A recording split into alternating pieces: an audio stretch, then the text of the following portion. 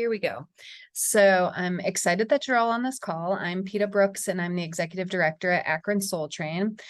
Tonight, what we're going to cover is a little bit about the residency, what it looks like at Akron Soul Train, and then, of course, the reason many of you are here is what are we looking for in the application? And just full disclosure, Meryl and I do see the applications come in, but we do not review applications. We do have a committee, and I'll go over that in just a little bit. But we do know, having been through this before, some of the things that the committee is looking for.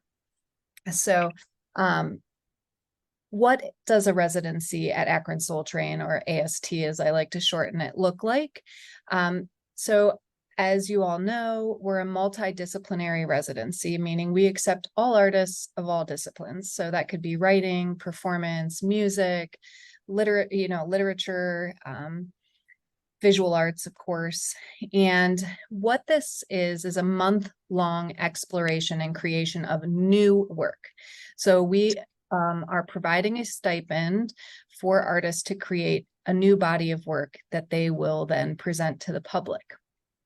And it can, I'll go over a couple of things a little later and you can ask questions. It can be based on concepts that you have previously worked on but want to expand upon. So we'll talk a little bit about that. I think the word residency gets confusing for some people because they think that maybe we're providing a space to live or a space to work, and we don't do that. We actually encourage artists to work in the comfort of their own home or their own, I said gallery space, I meant studio space. But if you do need a working space, or let's say you're interested in accessing special equipment that you've never used before, then we would try to help you find a place to do that. So that is part of what we work on in the residency. So we encourage artists to apply who are interested in pushing the boundaries of what they're doing. And so if we need to help you find access to some of these, specialized equipment for your work, then we will do that.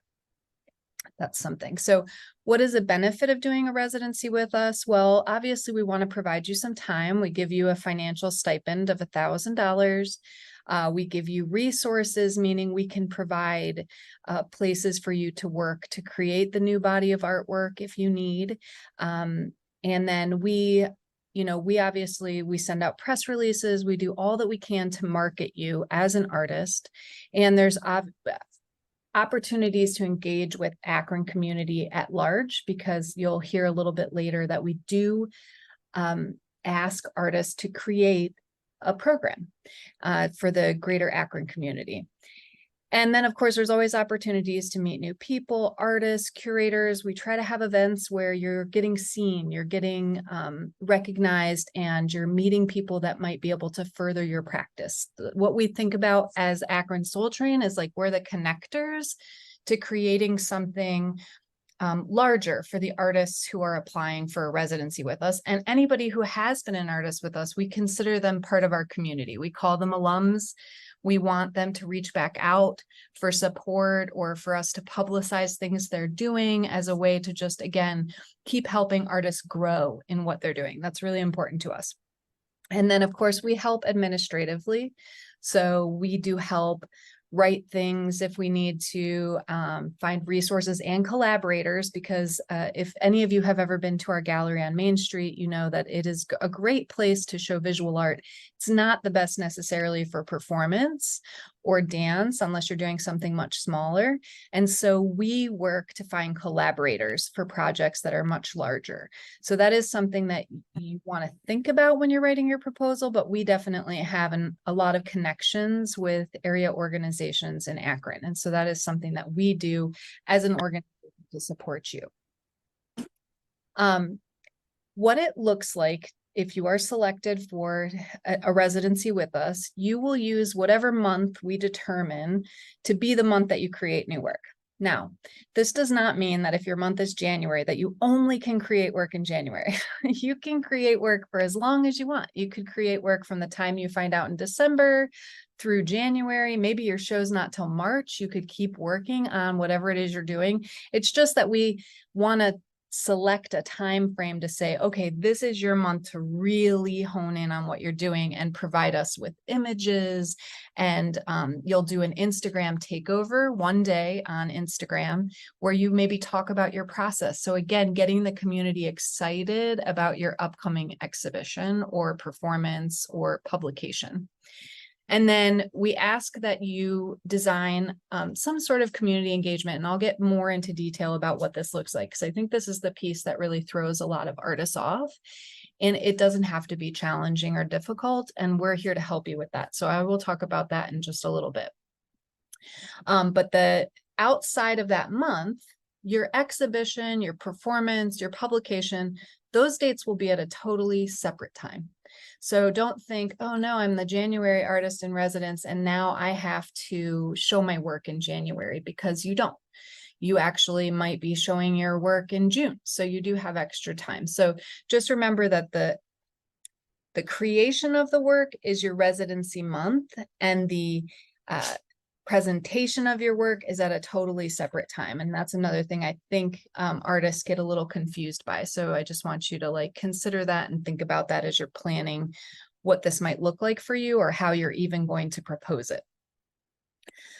How are artists selected? So we have the online application, which we do through Submittable, and it's open from August 1st through September 30th. So it will close on September 30th at 11:59.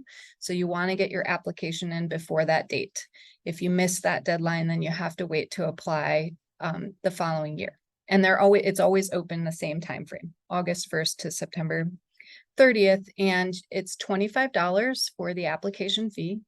And as I mentioned before, we have a 7-member committee that reviews the applications and makes the determinations by the end of October. So we would be sending out announcements in November, so you would know by November whether or not you would be doing a residency with us in 2024. And then we make a public announcement, like the official public announcement will be at the closing of our show in December.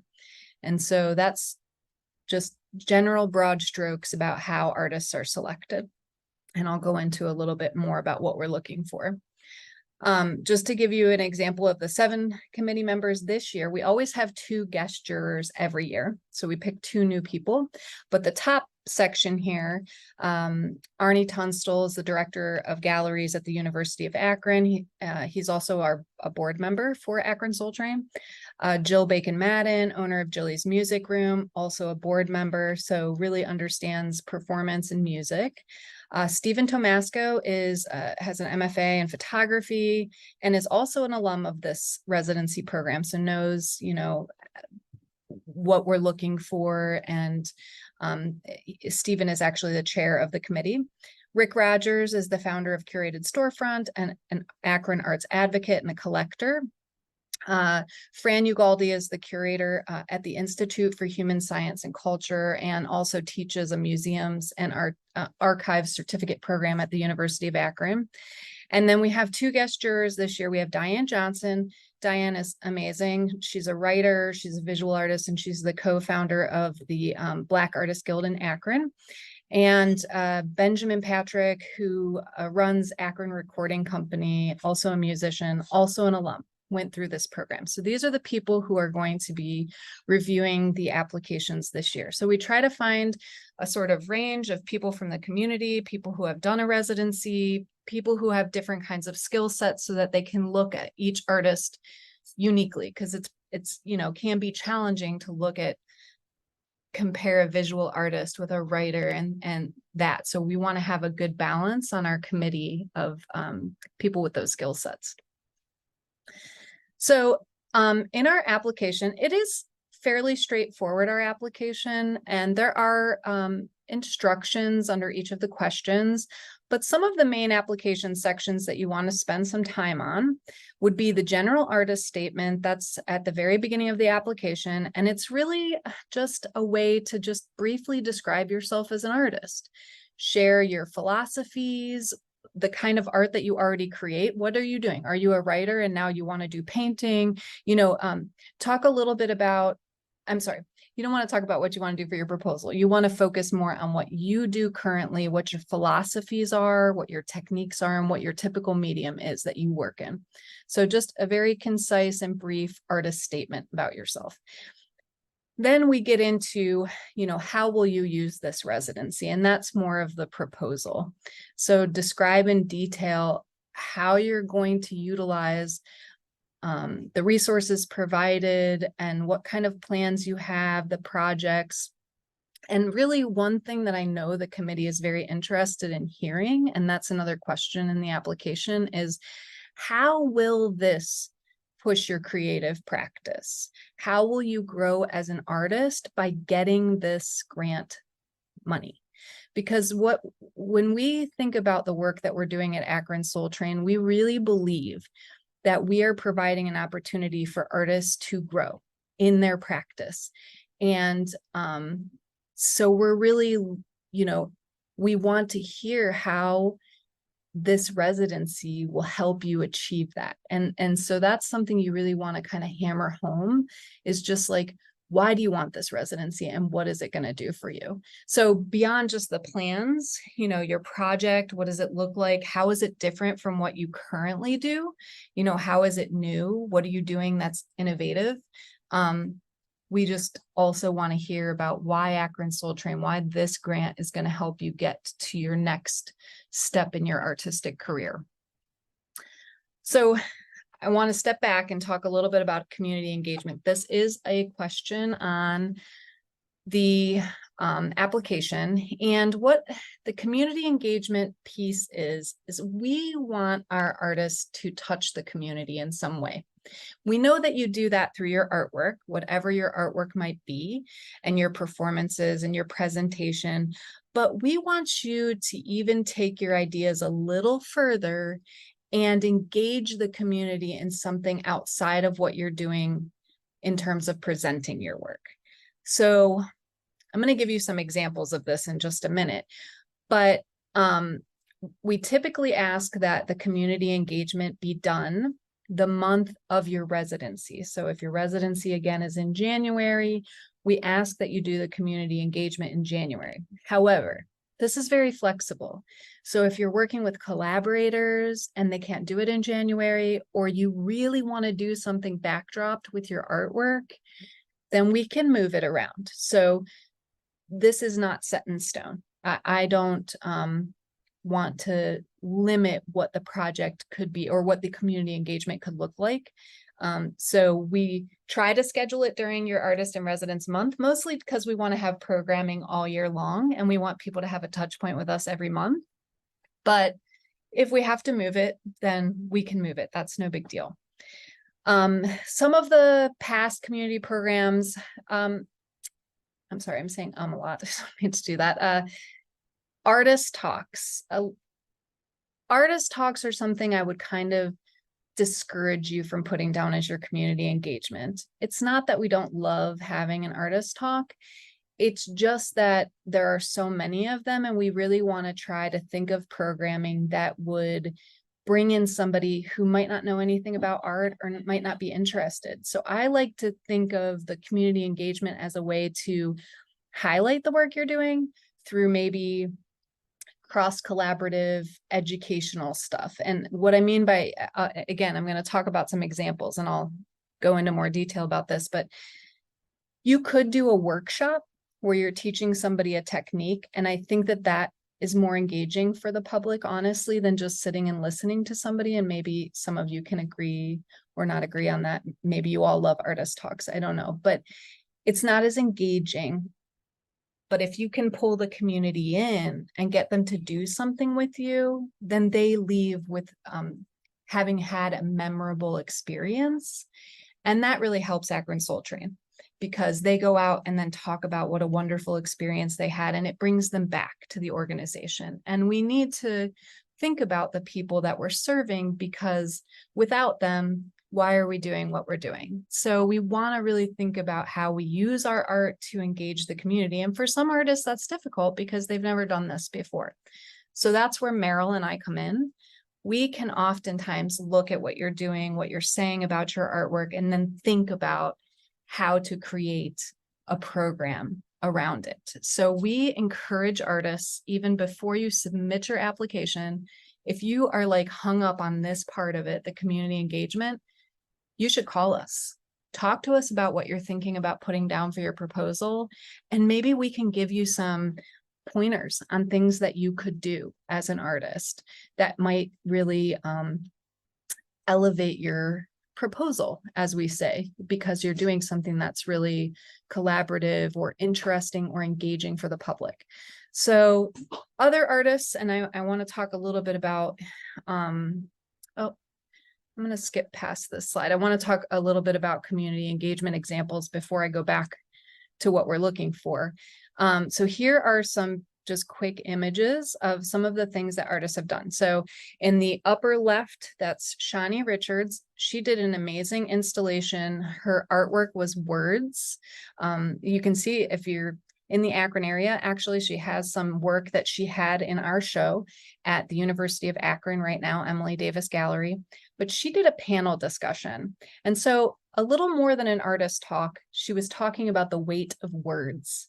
And these words that she wore on her neck were like slurs, things that were harmful. And so the panel discussion was all about the weight of words. So it really highlighted the ideas she was bringing forward in her work, and it made it more engaging. In the lower left, you see this, these are children from the Akron Children's Museum. Nicole Condensee did this beautiful chroma workshop where she had done a lot of pulling inks out to do these beautiful abstractions. And so she just took a very small snippet of that and created an educational opportunity for children at the Children's Museum. And it was really just a beautiful event. In the middle, this is from this year, actually. This was a screen print workshop, just teaching people how to do screen printing. And it was really well attended. People loved it. They got to take a print home with them. So they got something out of it. It was really fun. On the lower right-hand side, this was an example of an artist whose work had to deal with the emerald ash borer. So, and its destruction on our environment.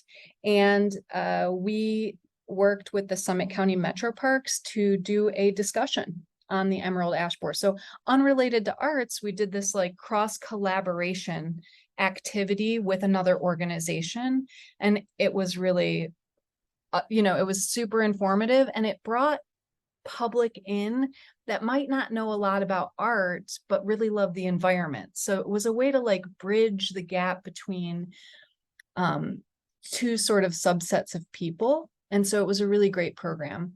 And then in the upper right, this was a program we just did with Deborah DiGregorio. She's doing work on connectedness, and she had a group of seniors just come into our gallery and talk about connectedness and disconnectedness, and they planted seedlings as part of a discussion about connectedness and growing. And so again, not an art-related program, but it was a discussion about the kinds of ideas that are happening in her artwork. And so here are just a very few quick examples of community engagement activities that really, turned out well for the artist. And so this is the kind of thing you want to think about. So let's say, I think I talked to somebody who may be on this call before, but let's say you're a landscape artist and, a lot of stuff that you have to deal with is the environment, maybe climate change. How would it be if we did a naturalized tour of the metro parks where we learned about native plants or something that's related to your art, but it's not necessarily your art itself? These are the kinds of ways that you can sort of push this community engagement piece. Again, I think I don't want to like scare you away from applying because of this, because Meryl and I are very good at thinking of programming ideas that we believe will be sought after by the public, so do rely on us for help with this part of your proposal. So the committee often, when you hear them talking about what they're looking for in an application, they want to see obviously creativity and originality. They don't want to see the same old, same old. So if they see artists that they know, that they love, that are in the community, but the work that they're presenting is the same work that they've been presenting, that's not new for the public. And so we want to take artists who are pushing the boundaries of what they're doing. And so that moves into risk taking, innovation. So let's say you're, I don't know, you're a 3D artist, but you have decided to do two-dimensional drawings that you turn into an installation, or I don't know, you're a dancer who wants to partner with a painter to, you know, do some kind of movement-based paintings. Whatever it might be, it's just taking what you're doing and kind of pushing it a little bit, taking some risks. You may be using a new material if that you've always wanted to use that you feel like you could do now. Again, knowing the motivation for why you're applying and how this is going to help you grow. I know I've heard them say many times, why is this important to you in your art career right now? Of course, we want emerging artists, we want mid-career artists, we want established artists. We're looking for it all, but how will this take you to the next level? That's what we really want to know. And then the community engagement piece. Again, that's not a huge part of the application. If your work is strong, if your proposal is strong, if you're doing some, you know, really innovative things, but your community engagement piece isn't as strong as it could be, we are not worried about that, because like I said, Meryl and I will work with you to make sure that you're presenting your work the best way that you can to the public. So let's go past the C examples. Before submitting, it is extremely important that you review your application for grammar, spelling mistakes.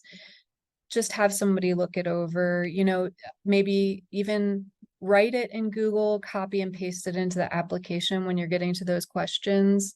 We've just had people be turned away just because of the way that, you know, they presented themselves on their application. We're taking this seriously, and we want you to take it seriously as well. Definitely take high quality images of your work, because we want to be able to look at it and really see it, really know what the work looks like, especially the work you're doing now. And if you're submitting visual art, it's really important that you provide an estimated scale, because we don't know on a screen what that work looks like. So there will be a sub question under those that say, you know, to put your estimated scale. And we want you to label your images, your last name, the title of the piece, and the year it was created. So when you're uploading your image files, this is the format you want to follow, which is last name underscore title of piece underscore year that it was created. If you're submitting video work that's longer than 10 minutes, please include a timestamp of the highlighted areas that you really want us to see. Because if it's longer than 10 minutes, we won't have time to review the whole video. So videos that are 10 minutes, we will watch, but if it's longer than 10 minutes, just say, hey, please look at, you know, minute 3 to 7, you know, 10 to 20, whatever, you know, just let us know. And then for longer publications, written works that you want us to review, direct us to a specific passage or section that you want us to review in that written work. Also, if submittable is, you know, I have an artist right now who does not want to submit through Submittable and prefers to do the entire application by video. I'm okay with that, and I can provide you with the application questions. You just have to pay the $25 fee over the phone to Meryl or myself, and we can send you the application questions. And then you just want to make sure that in your video, you answer all the questions and you provide those images during your video so that we can get a good sense of your work. So you don't have to use Submittable, although it's extremely easy to use. So I encourage you to take that route. And it's also easy for our reviewers to look at the work. But if you really do want to do something different, we encourage you to. So now I wanted to just put up on the screen, please take down this information. You can email us at info@akronsoultrain.org or our first name at akronsoultrain.org if you want to ask questions or you want to set up a time to come in and just talk to us before September 30th. We'd be happy to schedule something with you. There's our phone number. That's our website. And then I'm going to open it up now. If anyone has any questions,